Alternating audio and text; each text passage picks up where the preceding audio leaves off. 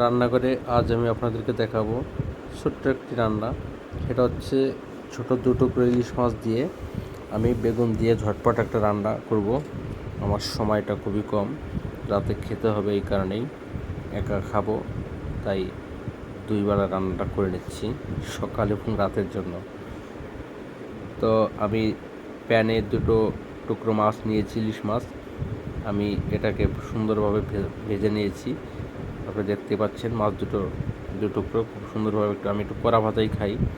আমি ইলিশ মাছ একটু নর্মাল ভাজা খাই না, আমি একটু কড়া ভাজা খাই। মাছ একটু ভেজার পরে আমি কিছু বেগুন নিয়েছি, বেগুনটাকে আমি কেটে নিয়েছি। তারপরে তার ভিতরে হলুদ, লবণ এবং মশলাটা আমি দিয়ে দিয়েছি। আমার 5 মিশালি মশলা আগের থেকে ব্লেন্ডার করা আছে, এইগুলো আমি দিয়ে দেবো এর ভিতরে।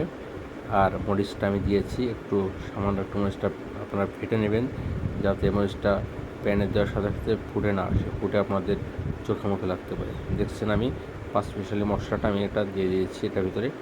এটা হালকা ভাজা, তারপর আমি একটু হালকা ভাজা নিচ্ছি।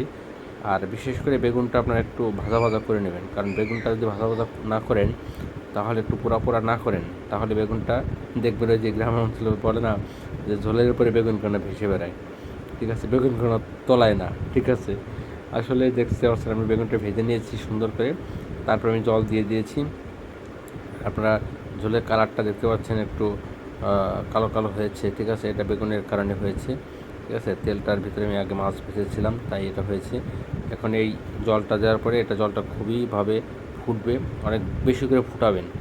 প্যানে রান্না করা অনেক কষ্ট, ঝোল রান্না করা বেশি করে জল ফোটাতে হয়। আপনার যতটুকু খাবেন ততটুকু আপনার জল দিতে পারেন। জলটা কিন্তু বেশি করে ফোটাবেন। আপনারা দেখতে পাচ্ছেন আমার জলটা খুব ফুটতেছে। ঠিক আছে, অনেক উত্তাপে ফুটতেছে, জলটা ভালো করে ফুটাবেন। ফোটায় দেখবেন যে বেগুনটা আস্তে ছেড়ে দিবে। ঠিক আছে, বেগুনটা থেকে ছেড়ে দিবে, এই অবস্থা হয়ে যাবে। আপনার তখন মাছটা দিয়ে দেবেন। মাছটা দিয়ে দেওয়ার পরে দেখবেন একটা মাখো মাখো একটা, মানে রান্নাটা মাখো মাখো হয়ে যাবে। আমি অল্প ঝোল খাবো, এই জন্য আমি এটা করেছি। আপনারা যদি বেশি ঝোল খান, তাহলে আপনারা কড়াইতে রান্না করলে সবচেয়ে বেশি বেটার হবে, কারণ প্যানে শুধু ভাজি করার জন্যই, প্যানে ঝোল করার জন্য না। আমি এটা বুঝতে পেরেছি।